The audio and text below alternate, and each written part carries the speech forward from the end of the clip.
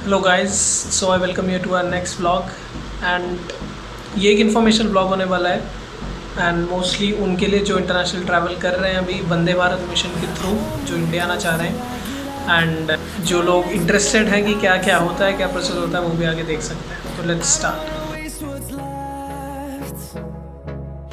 सो पहला पॉइंट है, अगर आपको इंडिया आना है वंदे भारत मिशन के थ्रू तो आपको अपनी रिस्पेक्टिव एम्बेसी में आपको खुद को रजिस्टर करना होगा। सपोज़ आप यूएस में हैं तो आप इंडियन एम्बेसी जो यूएस में है वहाँ पे रजिस्टर करना होगा। उनकी वेबसाइट पे जाएंगे, वहाँ पे गूगल फॉर्म होगा जो आपको भरना पड़ेगा एंड उसके बाद आपको वेट करना होगा। सेकेंडली, अगर सपोज़ आप किसी छोटी कंट्री में हैं, जैसे मैं बेल्जियम में था, तो स्टार्टिंग में बस 1-2 फ़्लाइट्स बेल्जियम से चली थी जो डायरेक्ट इंडिया आ रही थी। उसके बाद क्या हुआ था कि यूरोपियन हब बना दिए गए थे, जैसे जर्मनी और पेरिस, और वहीं से फ़्लाइट आ रही थी।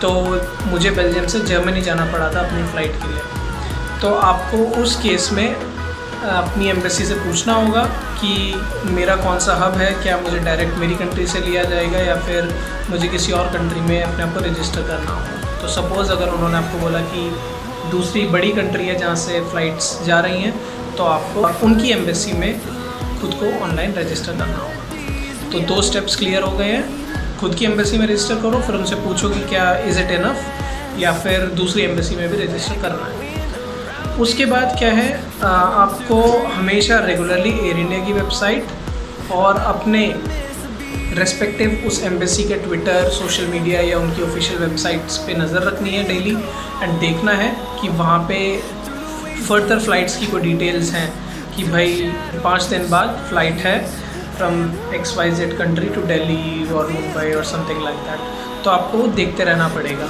जैसे ही आपको नोटिफिकेशन मिले कि 10 दिन बाद एक फ़्लाइट है आप एक कंट्री से इंडिया आने के लिए, तो वो बताएंगे कि इसकी टिकट की बुकिंग स्टार्ट होगी 2 दिन में और इस टाइम पे। तो एक टाइम स्लॉट बता देंगे कि 2 बजे इंडियन टाइम पे ये आप बुकिंग स्टार्ट कर सकते हो। सो उस दिन आपको बिल्कुल तैयार रहना है, अपने वाईफाई और लैपटॉप की स्पीड बिल्कुल बरकरार रखनी है, बिल्कुल तेज़ रखनी है। एंड क्योंकि हम सब जानते हैं ये एयर इंडिया है, तो आपको मुश्किलें फ़ेस करनी पड़ सकती हैं, इसलिए डटे रहें और एयर इंडिया की साइट पे जाएं। घबराएं नहीं, क्योंकि आप पहले नॉर्मली अगर जाएंगे उनकी साइट पे तो वो ऑलरेडी सोल्ड आउट दिखाएगा। एक्चुअली में उन्हें नहीं दिखाना चाहिए सोल्ड आउट, उन्हें दिखाना चाहिए अभी seats are not open yet, something like that. But घबराना मत, उस टाइम पे वो स्लॉट्स खुलेंगे और आपको जल्द से जल्द वो टिकट बुक करना होगा।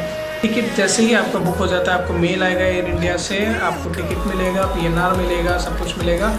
आपको वो टिकट का एक फ़ोटो या स्क्रीनशॉट लेके आपको अपनी एम्बेसी में भेजना है। अपनी एम्बेसी में भेजो या फिर दूसरी जो मेन हब वाली एम्बेसी है उन्हें भेजो।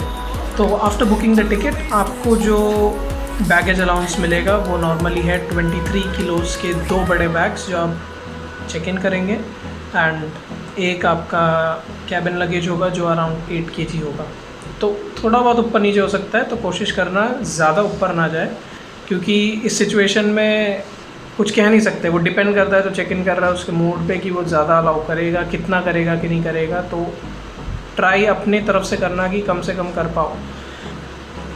उसके बाद D-Day जिस दिन है उस दिन आपको नॉर्मली 3 to 3.5 आवर्स बिफोर आपको वहाँ पहुँचना चाहिए एयरपोर्ट पे। लेकिन कुछ एयरपोर्ट ऐसे हैं जहाँ पे वो बहुत और भी जल्दी बुलाते हैं, क्योंकि ज़्यादा कुछ सिक्योरिटी प्रोसीजर जो भी है।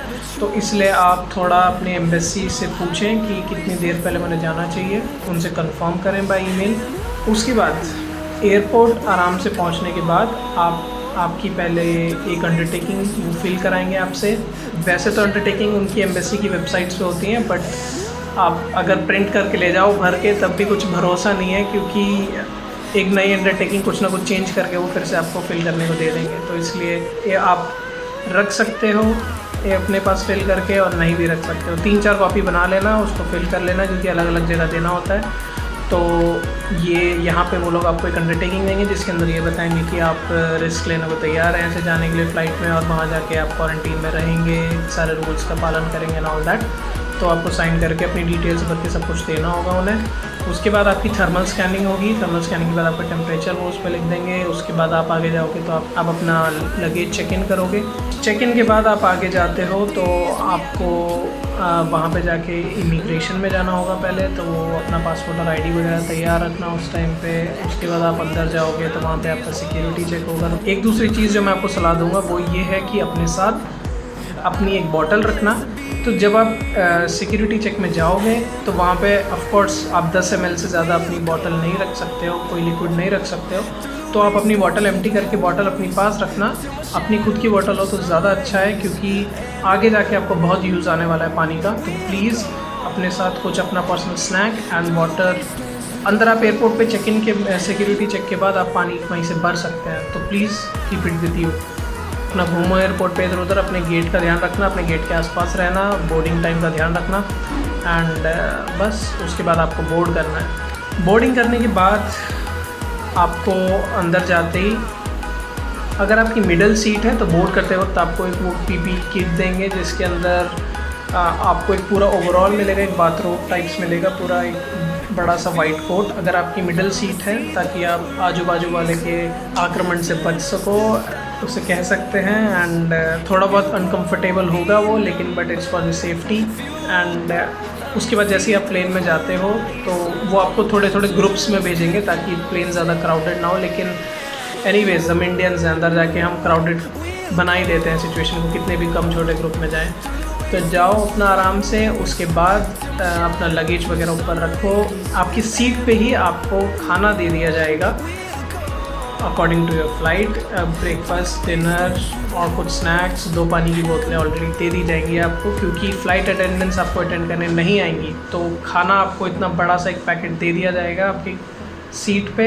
एंड उसके साथ आपको एक वाइज़र दिया जाएगा, जो हेलमेट टाइप से एक शील्ड होगी आपके मुंह के सामने, एंड मास्क और सैनिटाइज़र ये सब दे दिया जाएगा आपको। उसके बाद मैं एक पर्सनल सजेशन ये दूंगा कि अगर आप ऐसे व्यक्ति हो जिसे प्लेन में ठंड लगती है, तो प्लीज़ अपने पास, क्योंकि हम इंडिया आ रहे हैं तो गर्मी है तो हम सोचते हैं हाफ़ टी शर्ट पहन के चल लेते हैं, प्लीज़, क्योंकि प्लेन में वो लोग ब्लैंकेट कुछ नहीं देंगे। तो आप अपने साथ एक जैकेट ऐसी रखना जो आप पहन सको, जिससे आपको ठंड ना लगे। एंड प्लस अगर आप ऐसे व्यक्ति हो जिसे बार बार सुसु आता है, तो प्लीज़ मतलब बोर्ड करने के बाद प्लेन में जाते ही आप जा सकते हैं, या फिर जब फ़्लाइट चलने से थोड़ी देर पहले आप जा सकते हैं। एंड प्लस अगर आपके अंदर की सीट है तो प्लीज़ पहले एडवांस में जाएं, अपनी पूरी टंकी खाली करें, क्योंकि बार बार कोरोना के टाइम पे अगर आप अपने आसपास वालों को बोलेंगे कि मुझे जाना है, तो उन्हें भी इरिटेशन होगी, आपको भी थोड़ा वो लगेगा। और इट्स ऑल्सो अ रिस्क कि आप बार बार ऐसे जा रहे हो, दूसरे लोग कॉन्टैक्ट में आ रहे हो। लेकिन ये भी है कि ऐसा मत करना कि पानी ना पियो। पानी पीना बहुत ज़रूरी है, स्टे हाइड्रेटेड, बट स्टिल आप अपनी बॉडी को जानते हो तो उस हिसाब से कंट्रोल रखें। दूसरी मेन चीज़ जो ये है, एक तो ब्लैंकेट नहीं देंगे वो, और दूसरा ये है कि फ़्लाइट एंटरटेनमेंट नहीं चलेगा। तो प्लीज़ इस चीज़ के भरोसे मत रहना कि आप प्लेन में जाओगे, चलो आराम से यूएस से आ रहे हो तो 13 घंटे की फ़्लाइट, यूरोप से आ रहे हो तो 8-9 घंटे की फ़्लाइट आराम से आप बिता लोगे। नहीं, they won't provide you with the in flight entertainment. सब कुछ लगा हुआ है सामने स्क्रीन वगैरह, लेकिन वो नहीं चालू करेंगे, वो बंद रहेगा थ्रू आउट द फ्लाइट। सो अपने मोबाइल में या अपने पर्सनल लैपटॉप में आप मूवीज़ या सीरीज़ वगैरह डाउनलोड करके जाएँ, या गाने अगर आपको करना पसंद है, या फिर अपने साथ रीडिंग मटेरियल रखें, so that you keep your self amused. क्योंकि वाइज़र और मास्क पहनने के बाद बहुत ही मुश्किल होगा आपके लिए सोना, क्योंकि it's very difficult to breathe, बहुत अनकंफर्टेबल होता है। प्लीज़ उस चीज़ का ध्यान रखना, अपने आप को एंटरटेन रखने के लिए सब कुछ अपने साथ पहले से ही रखना। सो ये था पार्ट 1, जिसमें मैंने आपको अपने घर से लेके एयरपोर्ट कैसे जाना और कैसे बोर्डिंग करनी है, क्या क्या चीज़ें, क्या क्या फॉर्मेलिटीज़ होती हैं, वो सब बताया है। पार्ट 2 में मैं आपको बताऊँगा कि लैंड करने के बाद इंडिया में आपको क्या क्या चीज़ें करनी है, किन किन चीज़ों का ध्यान रखना है। तो प्लीज़ स्टे ट्यून्ड, इस वीडियो को ज़्यादा से ज़्यादा शेयर करें ताकि लोगों को ज़्यादा से ज़्यादा इन्फॉर्मेशन मिल पाए। प्लीज़ इस वीडियो को देखो, दिखाओ, फैलाओ। Stay tuned, bye.